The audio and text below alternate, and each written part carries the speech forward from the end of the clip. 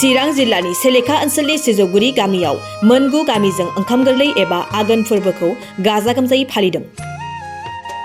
जोंनि आजै आजौमोननि समनिफ्रायनो माइ गोरलैखौ इसोरनो बावग्रोनानै जाजेननाय बादिनो चिरां जिल्लानि गोरबोसोरां दखरा दुलाराय बाथौ गौथुमनि मोनगु गामिया सिजौगुरि गामिनि बाथौ थानसालियाव ब्रैथि आघोन फोरबो एबा ओंखाम गोरलै जानाय फोरबो फालिदों। हाबाफारियाव सोनाब बेंगल क'क्राझार सान्तिपुर अदालगुरि जिल्लानि दुलाराय बाथौ गौथुमनि दैदेनगिरिफोरनि बाहागो लानायखौ गाजा गोमजायै बरायो चिरां जिल्लानि गोरबोसोरां दखरा दुलाराय बाथौ गौथुमा। खौरां बिजोंनि गेजेरजों सिजौगुरि गामि बाथौ थानसालिनि आसारि लोगोसे गोरबोसोरां दखरा दुलाराय बाथौ गौथुमनि फोसावदिं आफादगिरिया हाबाफारिनि सोमोन्दै फोरमायो। दायो जोङो बोसोराव जोंहा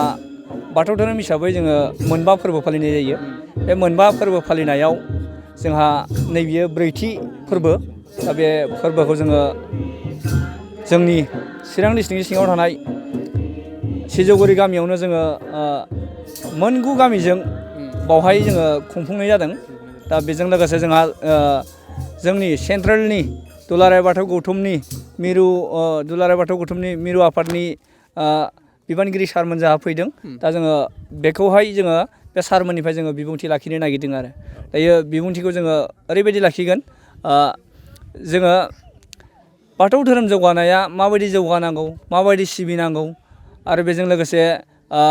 जोंनि बाथौ धोरोमा बोरैहाय जौगालाङोब्ला जोंनि बे सेन्ट्रेल जिथुनाखि जोंनि बे मा होनो बेखौ आनसलिकफ्राव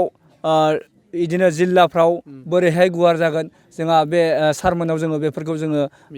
मिथिना लाफैगोन आरो बेखौ दिनैनि दिनाव। माइनाव फोरबो फालिनायनि गेजेरजों मा हाबाफारि लाबोदों? बे माइनाव फोरबो फालिनायाव गिबियाव जोंहा थारनाय लाग्रोयो। थारनायजों लोगोसे बेजों लोगोसे जोङो फिरफिला बिरहोनाय लायो।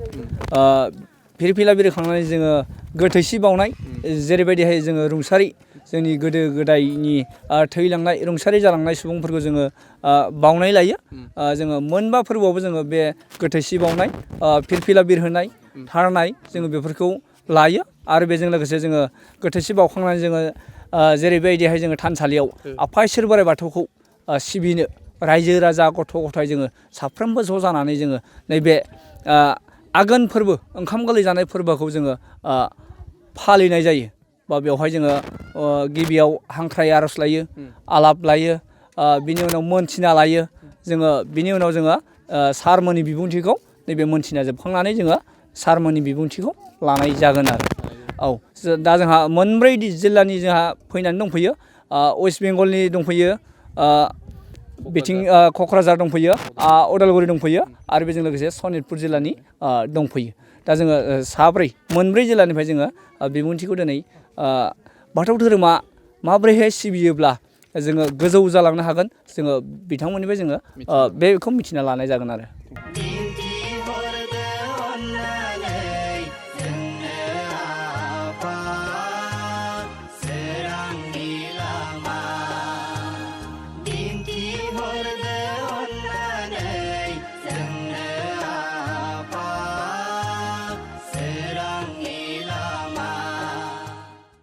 ओरैहाय सोनाब बेंगलनिफ्राय नुजाफैनाय दुलाराय बाथौ गौथुमनि लोगो बुंथिगिरि सुरेश चन्द्र इसोरारियाबो बाथौ धोरोमनि सोमोन्दै आरो आथिखालनि लाइमोनफोरा धोरोम सिबिनायाव माबायदि बाहागो लानांगौ बेनि सोमोन्दै बुंथिना होयो।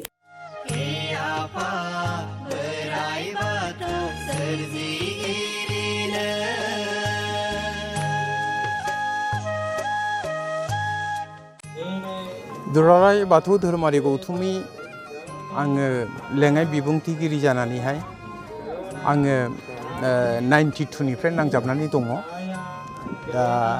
बिसया जाहैबाय जोंनि बाथौ धोरोमा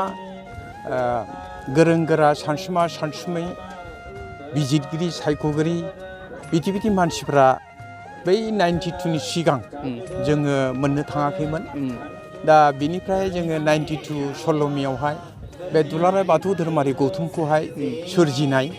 बेनिफ्राय जोङो बे मिथिं दावथें सेमिनार खुंनायनि गेजेरजोंहाय जोङो गोथार थांखि लादों। गोथार थांखिया जोंनि बे बर' हारिनि हारिमु राव थुनलाइ सोदोमस्रिनि खाम्फायानो जाहैबाय बाथौ धोरोम बे बाथौ धोरोमखौहाय जोङो माबोरैहाय फोथांनानै लाखिनो आरो गुबुन गुबुन धोरोमफोरबायदि बिश्वब्यापी जोङो माबोरैहाय आलोड़न सृष्टि खालामनो एलाइटिं खालामनो बेफोरबायदि जिनिसखौहाय जोङो थांखि लानानैहाय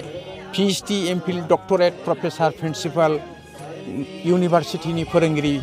मोजां मोजां साहित्यिक गबेसक बिथांमोनखौ लानानै जोङो सेमिनार खुंदों बेनिफ्रायहाय जोङो बेखौ मोनसे दा थांखि थिसनना लाबाय आरोखि जोङो बे बर' जाथि बाथौ धोरोमखौ राव थुनलाइ हारिमु सोदोमस्रिखौ फोथांनोब्ला जोंहा दाब दाब जायगाफ्राव दाब दाब डिस्ट्रिक्टफ्राव दाब दाब रायजोफ्रावहाय जोंनि बे बाथौ थानसालिफोरखौ जों गायसननांगौ बेवहाय जोङो धोरोमनि बाथौ धोरोमनि गेजेरजों आध्यात्मिकता शक्तिफोरखौहाय आलोचना समालोचनानि गेजेरजोंहाय आदान प्रदान खालामनानै सोलोंलायनांगौ मिथिलायनांगौ होमब्लासो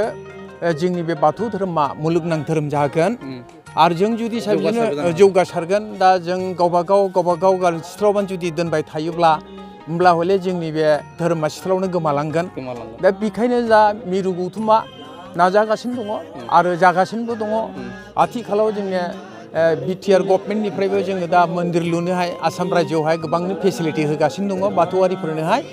दा जोंबो बेखौ थांखि लादों जे गुबुन गुबुन जेरै नेपाल दं वेस्ट बेंगल दं आरो त्रिपुरा दं बेफोरबायदि जायगायावहाय बाथौ थानसालि लुफुंना होनानैहाय जोंनि बे बाथौ धोरोमखौहाय इन्टारनेसनेल सारा बिश्वनि मोनसे गनायजाथाव धोरोम खालामोब्ला जों माबायदियै थांखि लानानै सोलियोब्ला बे बिश्वब्यापी मानसिफ्रा पृथिबीनि मानसिफ्रा बे बाथौ धोरोमखौ गनायना लागोन बेखौ मिजिंथिनानै खामानि मावगासिनो दङ आरो बाथौ धोरोमा बास्तब गुबुन गुबुन धोरोमाखौ जों निन्दिनो थाङा नाथाय जोङो बेखौनो बिजिरनानै मोननाय जे बाथौ धोरोमा मोनसे बास्तब सैत्य प्रकृति इज प्रकृत लिथि जिनिसा नोंनिया आरो बाथौ धोरोमावनो दङ मानोना हा दै बार सान अख्रां एबा सोदोब सारा पृथिबीया गठन जायाखै बे मोनबा जिनिसा मोनसे जायगायाव ज' जानानैसो बे पृथिबीया सृष्टि जादों दा बे पृथिबी सृष्टि जानायनि सिगां रावबो गैयामोन प्रथमाव बे हा दै बार सान अख्राङासो सृष्टि जाग्रोनाय बे आफा बोराइ बाथौनि बेबो मोनसे रुप प्रकृति ईश्वरेर स्वरूप सोरजिजानाय गावनो बे हा दै बार सान अख्रां रुपनिहाय नुजाफैनाय बे मुलुग संसारावहाय बे हा दैनि बारनि गेजेरजोंसो पृथिबीनि दुलाराय जिब जिबि दंफां लाइफां बोन्दों रानदोंखौहाय बियो फोथांनानै बा फेदेरनानै फोलावनानै आदर खालामनानै अननानै बे पृथिबीनि जिब जुन्थुखौ फोथांनानै दोनदों बिनि थाखायनो पंचतत्व पंचानन पंचभूत पंच आत्मा पंच प्रथात्मा যেটা বাংলা দিয়ে বলা হয় আর কি সেটার উপরে কোনো জিনিস ধর্ম হয় না এটাই হচ্ছে জগতের সবথেকে বড় মূল ধর্ম হচ্ছে বাথৌ ধর্ম এটা আমাদেরকে প্রতিষ্ঠিত করতে হবে স্থাপিত করতে হবে বিশ্ব দরবারে যাতে এই বাথौ ধর্ম গ্রহণযোগ্য পায় আর কি आङो बे सिजुगुरियाव फैनानैहाय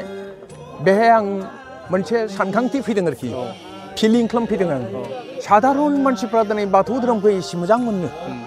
बे बाथौ धोरोमखौ बेयावनि मानसिफ्रा मोजां मोननायनि खारना मा बेखौसो आं नागिरनानै आं मोनबाय नंगौ बर' जातिया गावबा गावनि हारि गावनि धोरोम गावनि भाषा हारिमुखौ बयबो मोजां मोनो दा बेबायदि मोजां मोनफ्लेबाय थायोब्ला बर' हारिया पृथिबीनिफ्राय गोमानाय नङा जौगालांगोनसो दा गावनि गावखा मालायनि मालायखा गावनिखौ जों लानानै थानांगौ फोसाबनांगौ बिमाथ' सानै साथाम जाया बिफाथ' सानै साथाम जाया सासेयानो सिजौ बिफां माने सिजौ बाथौनि स्वरुप मा जाबाय सिजौ बिफां सिजौआथ' बिजात मोनसेखौनो जोङो बयबो फालियो होमब्ला जों बयबो न'खरसेनि मानसि मानो नांलायनांगौ खुद्रायनांगौ जाद्रायनांगौ खुनु दरखार गैया मानो सोलायनांगौ जों शान्ति सम्प्रिति मैत्री बयजोंबो गोरोबलायनानैहाय बिश्व शान्तिखौ जों बेनि गेजेरजों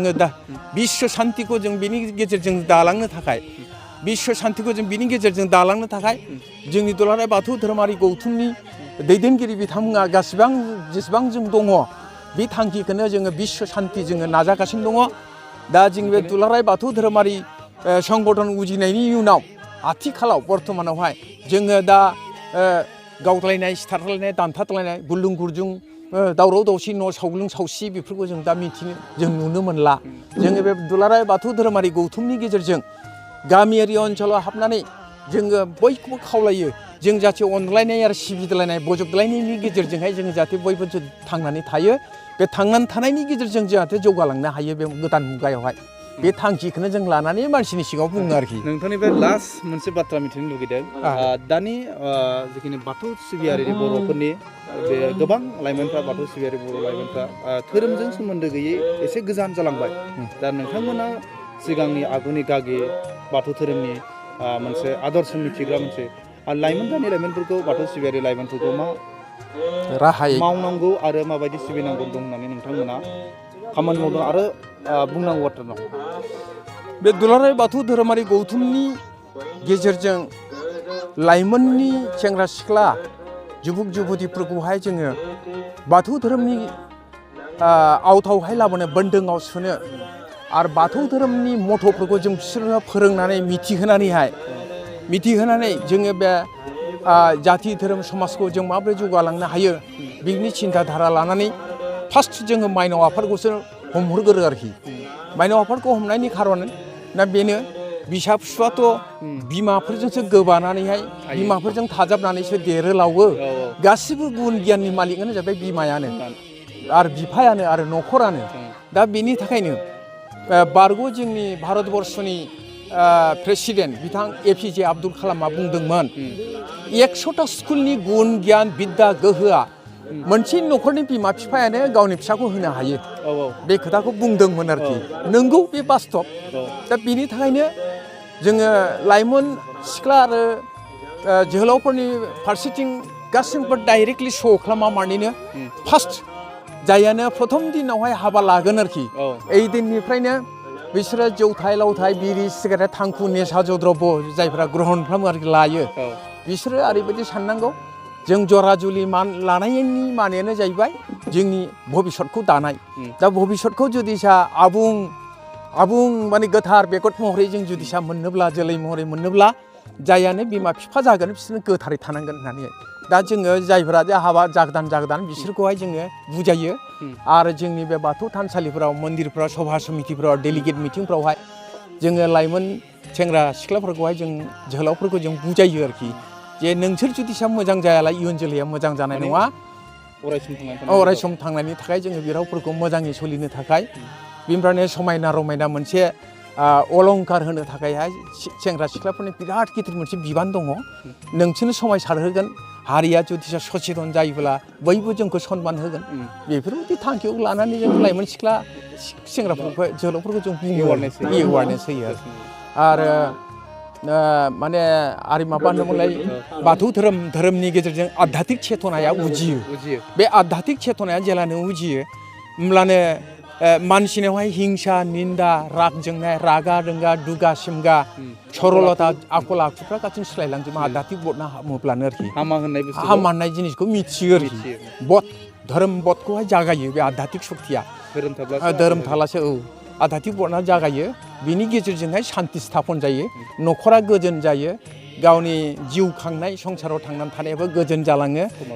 समाजखान्थिफोरखौबो गोग्रोब होनो हायो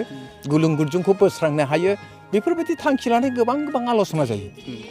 नोंथाङा अबेनिफ्राय फैदों होनदों आं वेस्ट बेंगलनिफ्राय फैदों आलिपुरदुवार डिस्ट्रिक्ट आंनि गामिया मध्य नाराथुलि